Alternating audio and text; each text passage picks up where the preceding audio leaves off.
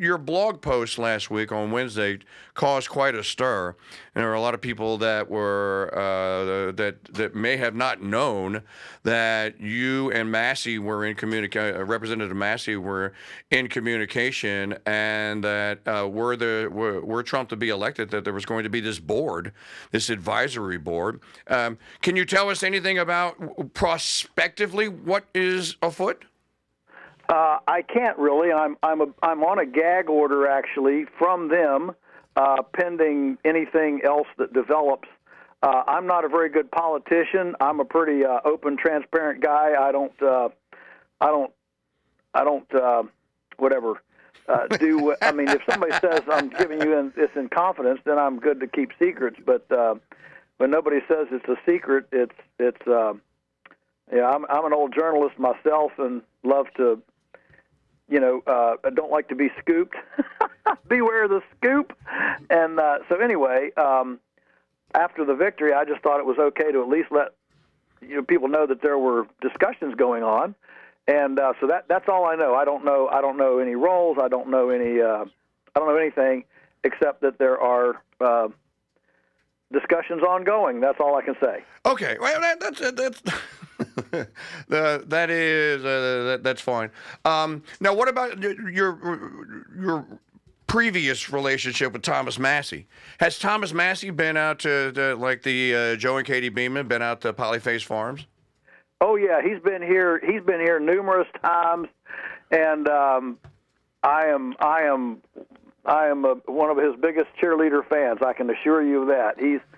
I asked him one time. I said.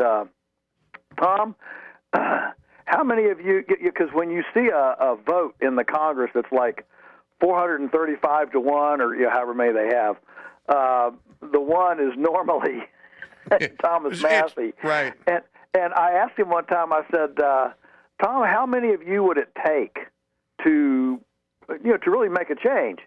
He said 10 of us. He said if there were 10 of us, it would completely change things, because he says, if I have a position and call a press conference, it's just this, maverick weirdo congressman having his press conference. But if 10 of us have a press conference and we're all standing there, that's a bit of a coalition. That's something else. And it makes you realize, like so many things, it makes you realize how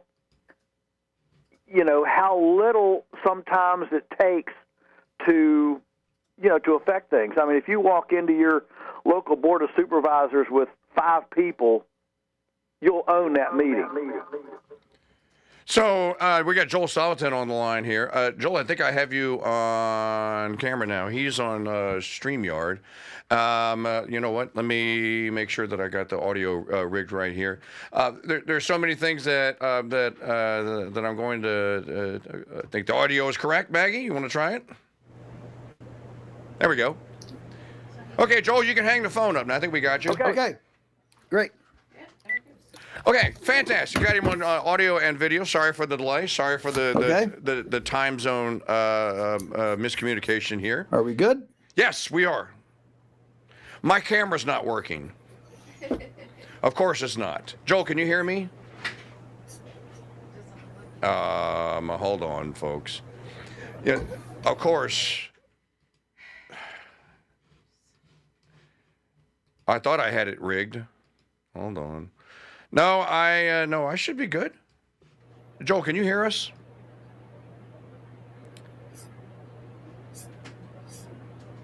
I don't think we're getting through.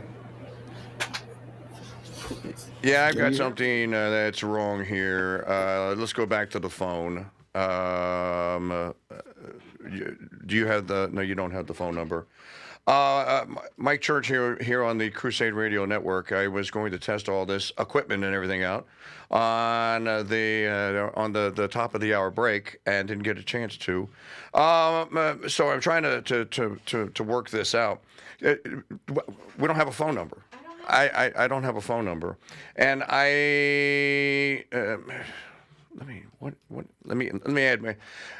me add me to the stage. Joel, can you hear me now? Sure can. Okay, there you go. All right, fantastic.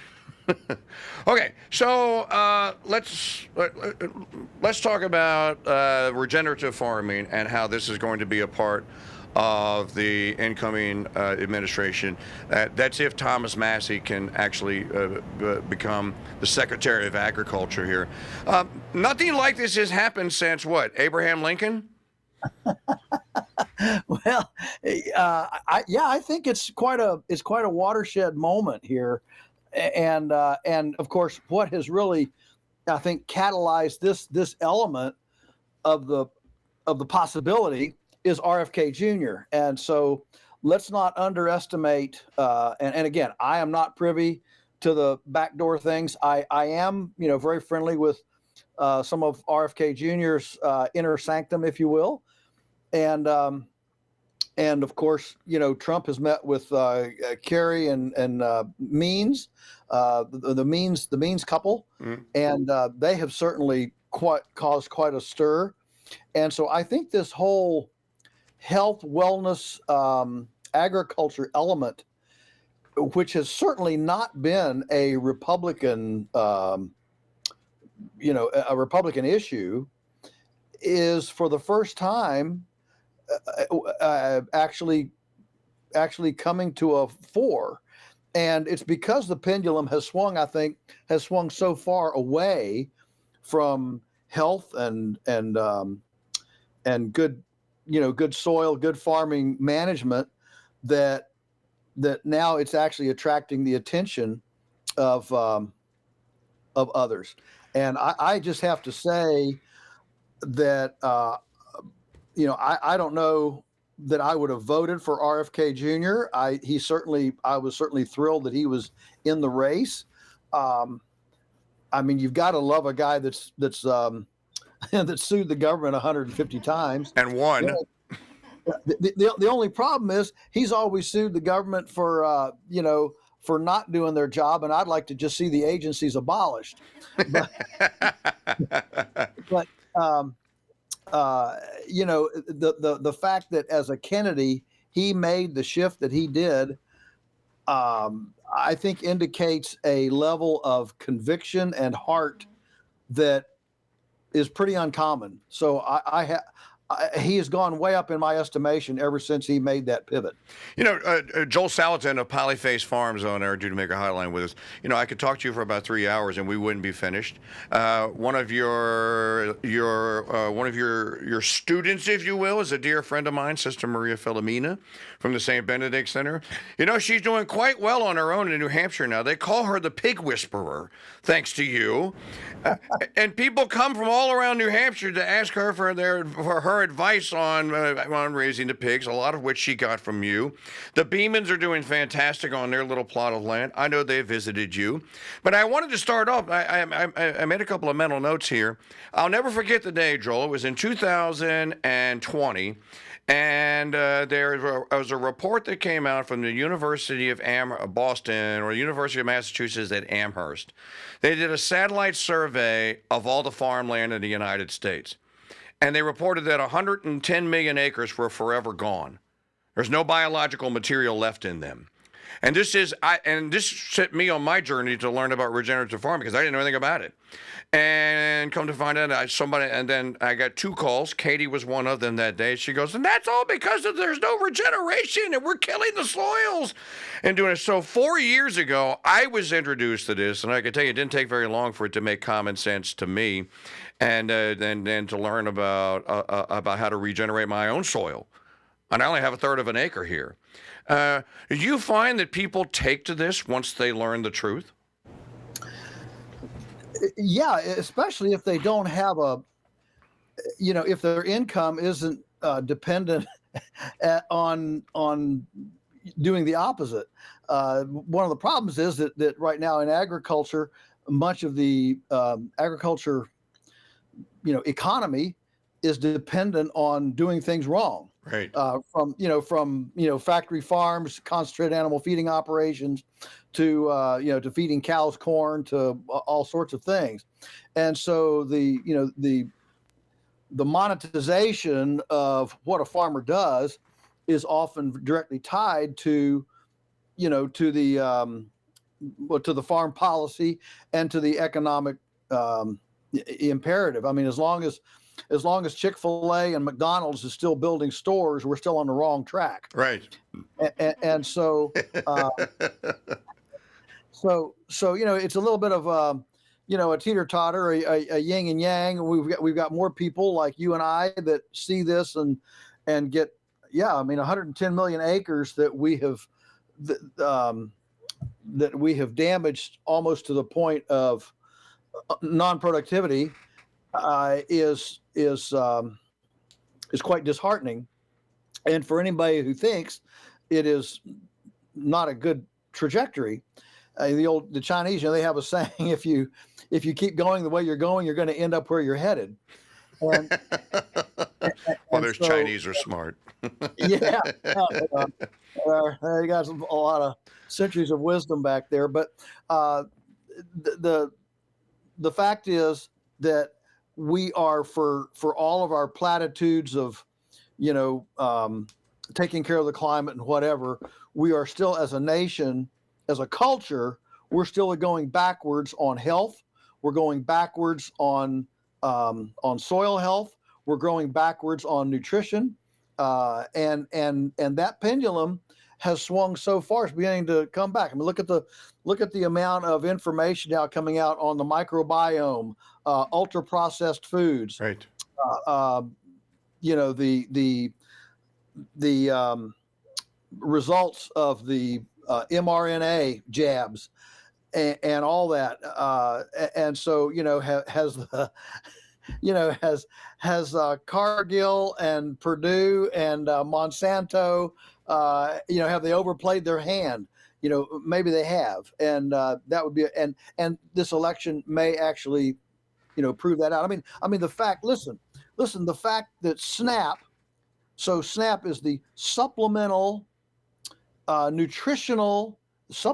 nutrition assistance program, spends $9 billion with a B, $9 billion a year for Coca-Cola, Mountain Dew, Dr. Pepper, sugary, high fructose corn syrup drinks, carbonated drinks. It should give you pause as to, where we've been going. What? That 10% of the SNAP budget, which has nutrition in its title, 10% goes to high fructose corn syrup carbonated drinks that we know are not only non-nutritional, they're actually anti-nutrition. And RFK Jr. said that, the first day, that's one of the first things that will get eliminated here is the school lunch program here. Nicole Shanahan was walking across the stage and going and said, "Hey, McDonald's, you better find out who makes tallow." And he's talking about the seed oils here with Polyface Farms, Joel Salatin. Mike Church here on the Mike Church on the Crusade Radio Network. Great to have Joel here. Joel, I just had to talk a little shop here with you because you have one of my favorite books in the world. I am an apostle for Rory Groves' Durable Trades. I see it underneath your notebook right there. You have a copy of Durable Trades. I've interviewed Rory. We sell the book. So as a matter of fact, I sold a book last week to a young man at my church, and he came back this week and he goes, "Mr. Mike, I read that book from start to finish. It's so good." Yeah. Well, this is all part of what I call the new value, the new value recognition that the new 401k, in my opinion, the new 401k is actually knowing how, or knowing people who know how to grow things, fix things, and build things. So grow, fix, and build. And I don't mean grow, fix, and build, computer programming. I mean fix a small engine, tune up a chainsaw, plant a tree, can vegetables, butcher a chicken. Okay. When we say grow, fix, and build, we're talking about we're talking about micro, dirty jobs. We're talking about durable trades. We're talking about the actual foundations of everyday living, just basic everyday living. And And so, what I'm seeing are people actually cashing in 401ks for homesteads, for little acreages, for getting out of the city. And this, of course, goes along with a concern that we're heading to dysfunctional days. I mean, look at the Good. crime wave. Look at the crime wave in the cities, the snatch and grab.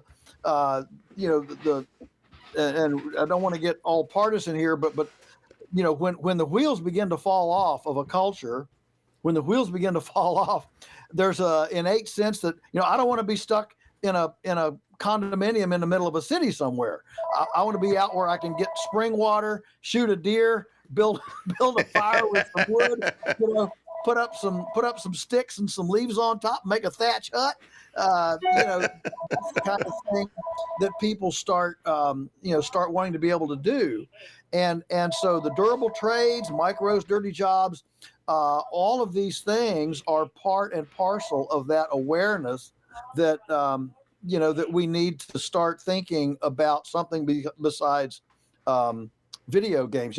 Right now, the average American male between 25 and 35 years old spends 20 hours a week playing video games. Average.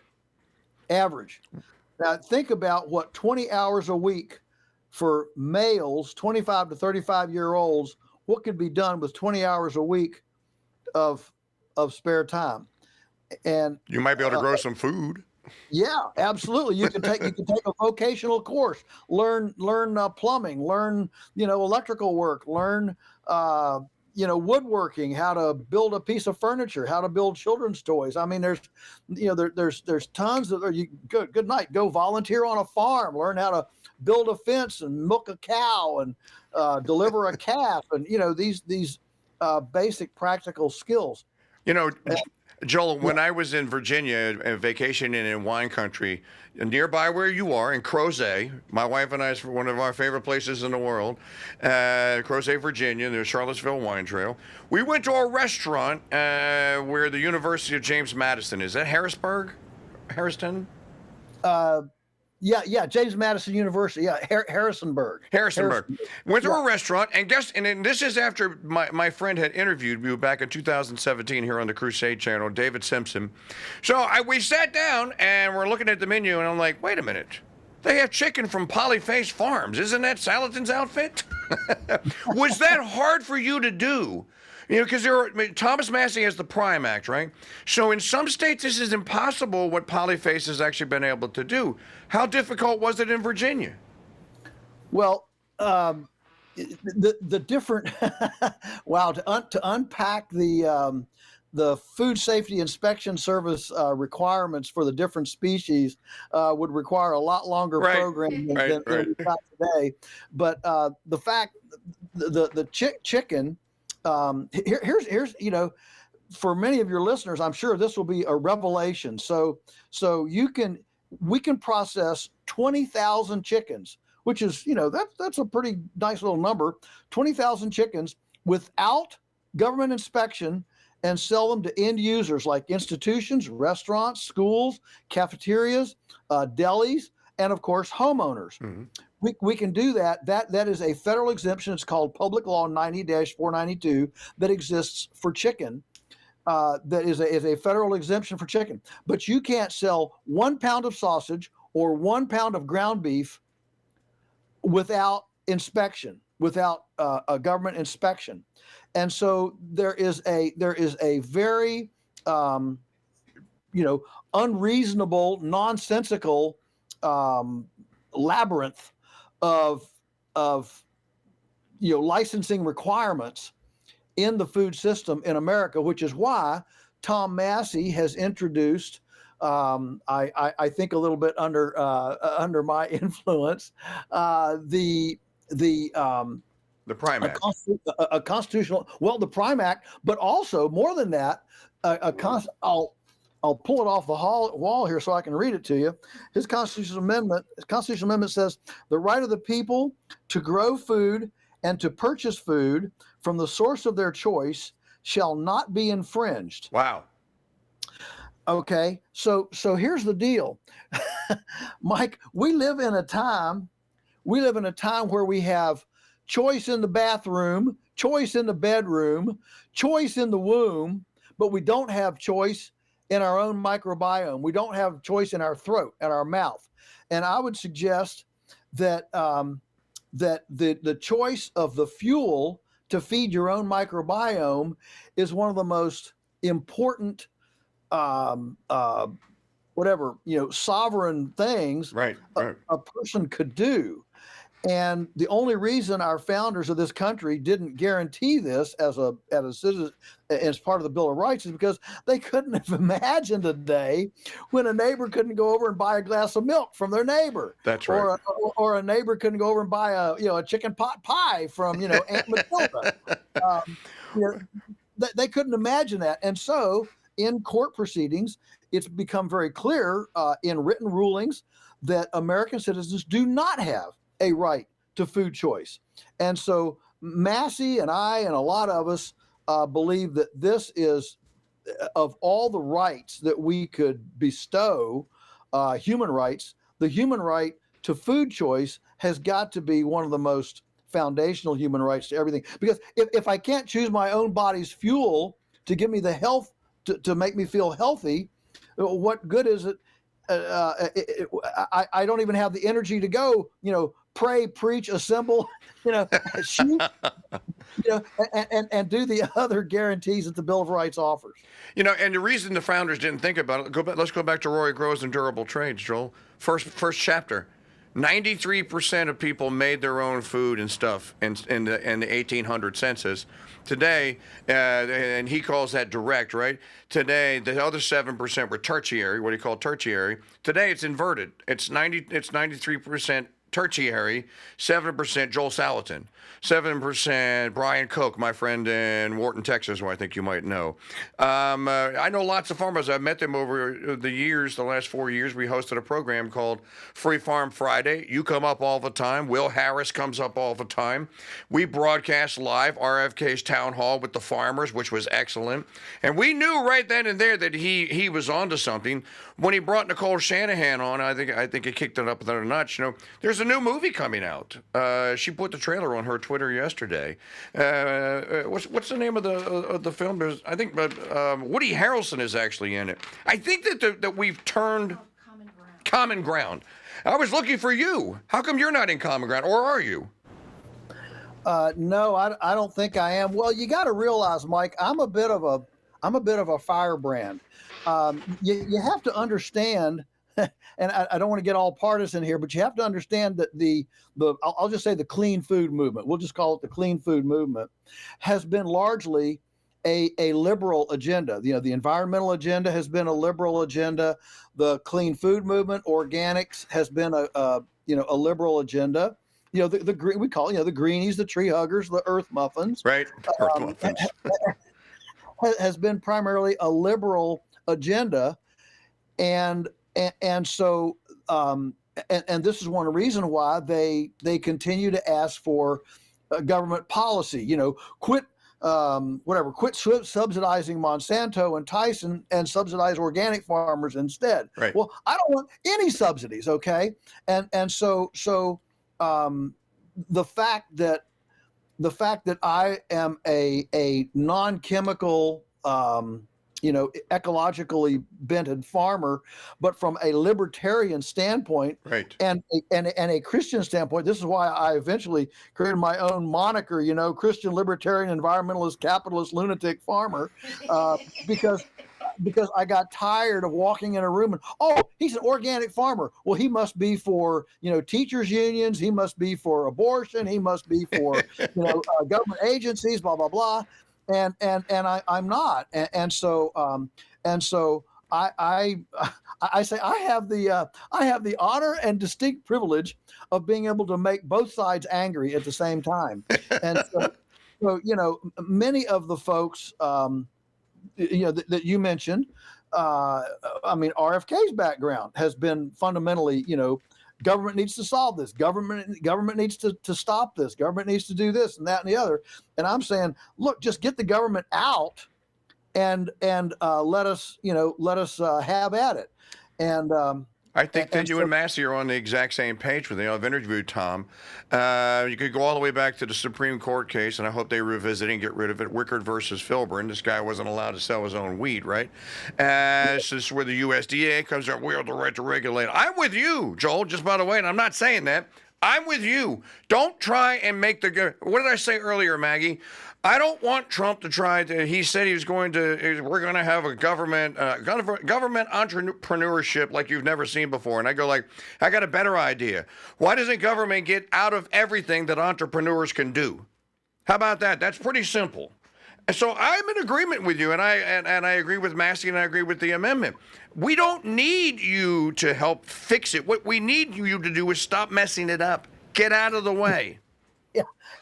Exactly. So I'm big on, instead of make America great again, which we could argue about what was great about America, or instead of making America healthy again, which we could say maybe America was never really healthy. What we need to say is make America free again. And if we make America free again, so that entrepreneurs like us can actually access our neighborhoods. Listen, Mike, I talked to thousands of farmers, actually all over the world. I was just in Switzerland 2 weeks ago, and all over the world. And there are farmers ready to produce everything from staples to convenience foods. Honest hot pockets with real ingredients that you can actually pronounce. And there are farmers all over the world ready and willing to jump into this space and do it. But what you have is a bureaucrat between the voluntary consenting consumer who is trying to exercise freedom of choice to acquire something better for her microbiome, standing between her and the farmer ready to offer this to her. And between them is a bureaucrat that says, oh, wait a minute. You need 10 licenses and $1 million worth of infrastructure before you can sell 1 pound of sausage to this neighbor. And what I'm suggesting is there needs to be some pathway for two people to exercise a voluntary food transaction without a bureaucrat being involved. I'm not suggesting that I should be able to sell to Walmart or Costco or export to Bangladesh, okay, without government inspection. That's fine. But if you want to come to my farm, smell around, look around, ask around, and make a voluntary choice as a consenting adult to patronize my chicken pot pie or my homemade sausage, we should be able to engage in a neighbor-to-neighbor food transaction without a bureaucrat and $1 million worth of infrastructure and licenses being involved. That's how you create innovation. The fact is, what people don't realize is that Frank Perdue, Don Tyson, the big restaurant chain, numerous ones,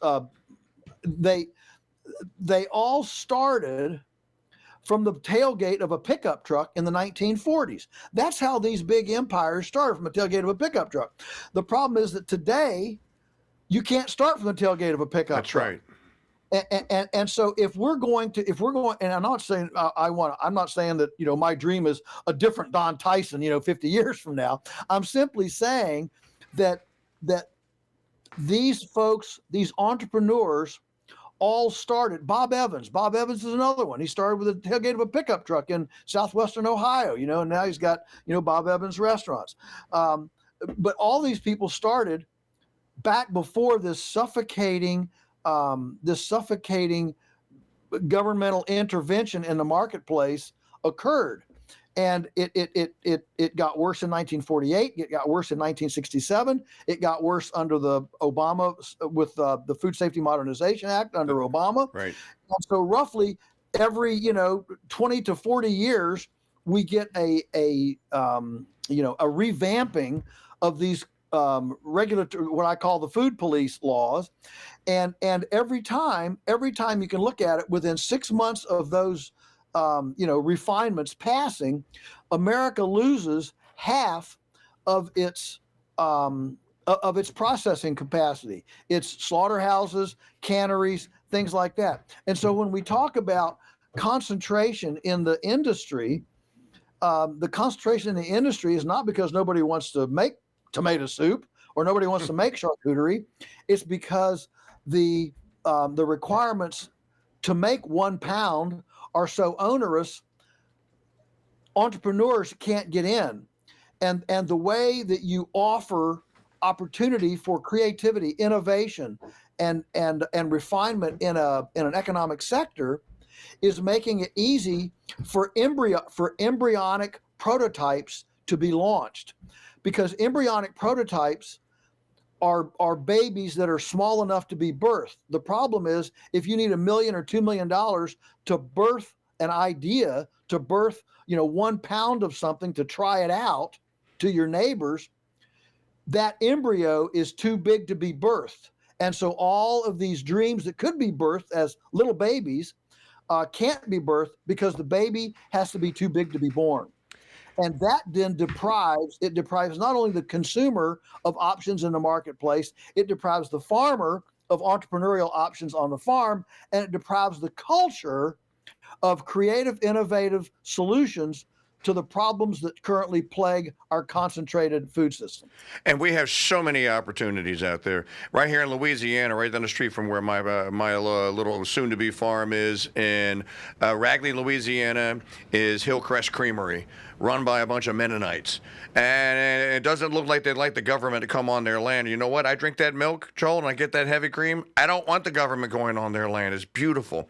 My friend Michael Jadis, the Catholic Land Movement, it came up out of him discovering actually you, or one of the books that you wrote. Now there were meetings all over the eastern and mid-eastern United States. There are groups of people that are getting together. And one of the other things that I heard you mention here, and I think that this is, who was the Ag Secretary in 1970 said, go big or go home? No, big is never the solution to anything. Big never fixes anything. Big crushes. Okay, it's big and it's big and it hurts. So go little and stay home. Can we do that? Instead of go big, go home, go little and stay home. Joel Salatin, what do you think about that? Well, I'm not. That was Secretary of Agriculture Earl Butz. He's the one that said, fence row to fence row, go big or go home. And so I'm not an enemy of size. I'm not an enemy of scale. I do think that you can get, too big for your britches. I do think that's possible. But I don't want to.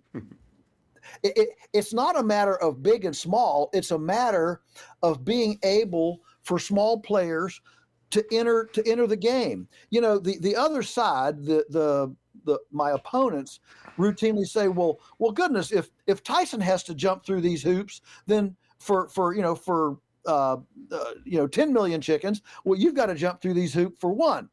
We've got to level the playing field. That's what that's their term. We've got to level the playing field.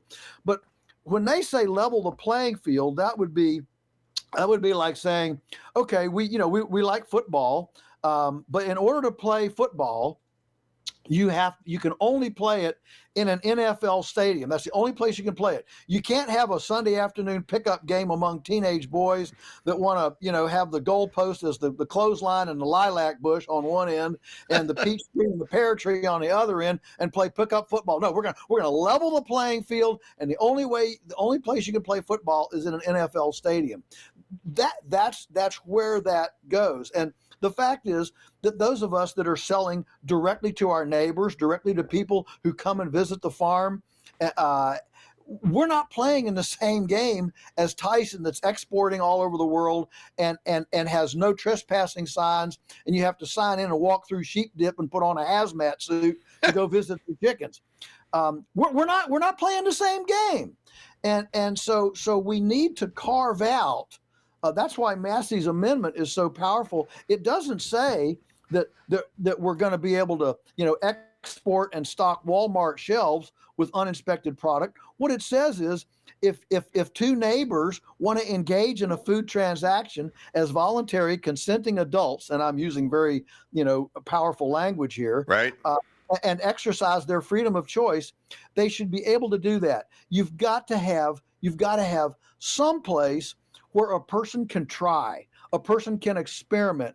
A person can do the backyard, pickup football game between the clothesline and a lilac bush, where you can enter at some level, at some scale, to play around, to experiment, and see if you can bring something else to the marketplace. That's how innovation has always come to the marketplace.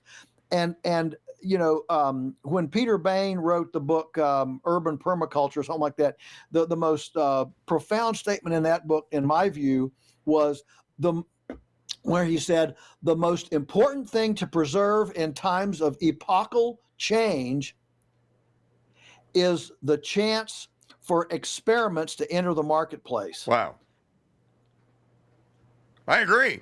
All right, final question, because I asked you for half an hour, and you've already been more than generous. You've given us 35 minutes, so I'm going to do the final question. Let's just say, for poops and giggles, that Massey, and I think he's waiting to make sure that the Republicans hold the House, so that, because he has a Democrat governor, and I guess he's afraid that his seat's going to be given away to a Democrat while there's a special election. Let's just say, for poops and giggles, that Thomas Massey, by the way, great video on YouTube you can all watch, Hick Hayseed Redneck, Thomas Massey. It's about how he built his farm. The guy's a jet fuel genius. He owns patents. Most people don't know that. He's an inventor. He got a degree from MIT, which is kind of funny that he turned out to be a farmer with all his knowledge. But let's just say that Massey goes AgSec and then brings you on board in that advisory capacity. Now, I know you're sworn to secrecy, so you can't tell me any policy, though, but what would be the main thing that you would think that you would be useful to him in advising him to do?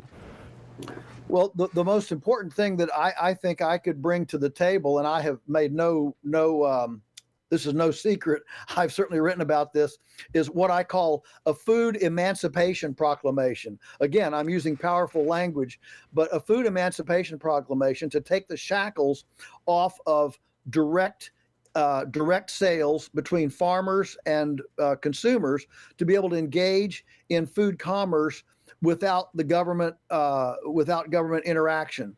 To me, the only reason we have the concentration and the centralization that we have in our food system is certainly not because of a free market. Oh, I get so frustrated at the liberals who say, "Yeah, see, this free market gave us this, concentrate." No.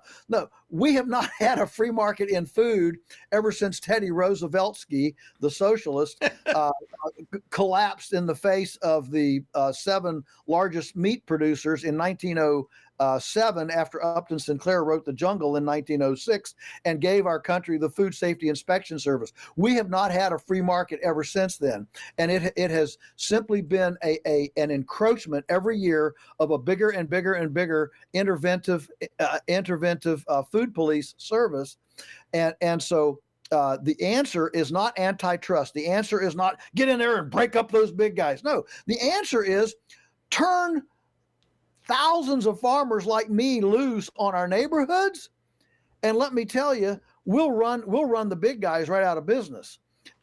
So what we need is not additional intervention.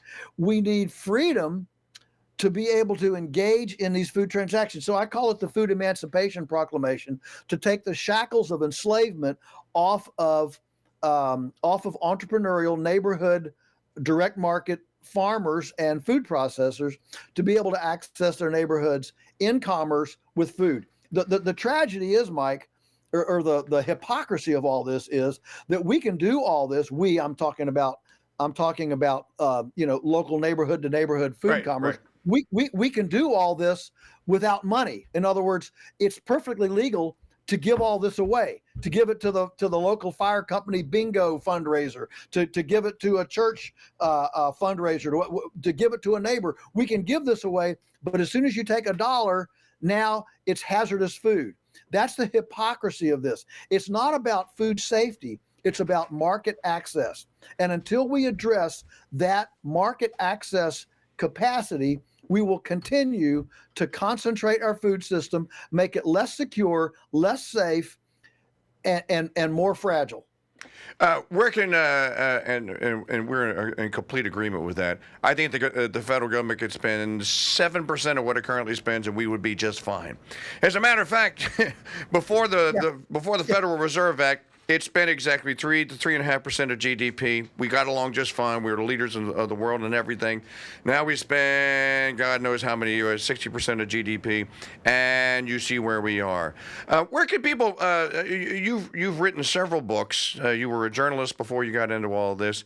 I guess your books are probably on Amazon, but you have a website. Where can we find that magnificent blog post of yours about the flourishing of MAGA freedom that you posted last Wednesday? So my blog is Musings from the Lunatic Farmer, and I don't have a personal social media presence. I don't do Instagram. I don't do Twitter or X, or I don't do anything. But it's all through Polyface Farms. So Polyface Farms, Polyface. We have a website, and you can go there and you can find everything from food to news articles to link up to my blog posts, things like that. They're all there on the website. But yeah, Musings from the Lunatic Farmer is my blog, and I try to crank out 3 or 4 a week. Sometimes I don't make it, and sometimes I do 6 in a week. So it all depends on my schedule and the burning of my soul. Well, I'm gonna steal that. So when you see it and somebody goes, I think the Mike Church guy ripped you off. When you see Musings from a Lunatic Radio guy, you'll know that this Polyface Farm influence was there. Next time I'm in Virginia, I'm going to make sure that it's a week that you're there. I'm going to stop by Polyface. I meant to do it last time, but you weren't there. So because actually I called Katie and I said, Katie, is Joel there? And she goes, no, he's out speaking somewhere this week. So I actually missed you by a couple of days. Yeah, well, I'm sorry. I'm gone about a third of the time, speaking around the world and places, and so yes, I'd love to host you, throw you in my little jalopy, and take you for a run around the farm. Well, Joel, it's been great. Thank you so much. Good luck. Best of luck. I mean, I think that Massey is going to take the position. Folks, this is an earthquake inside the farming industry. I think that he is, and as I said, he's a jet fuel genius. He has good guys like you surrounding him. I think great things are going to happen. So God bless all of you in this effort here. I can't wait to hear the announcement, and then maybe when you do, you could squeeze out another 15 minutes for us after you can talk about it. Okay, that sounds like a fun time. Thank you, Mike. All right, Joel. Thank you. We'll talk soon. Yes. Okay.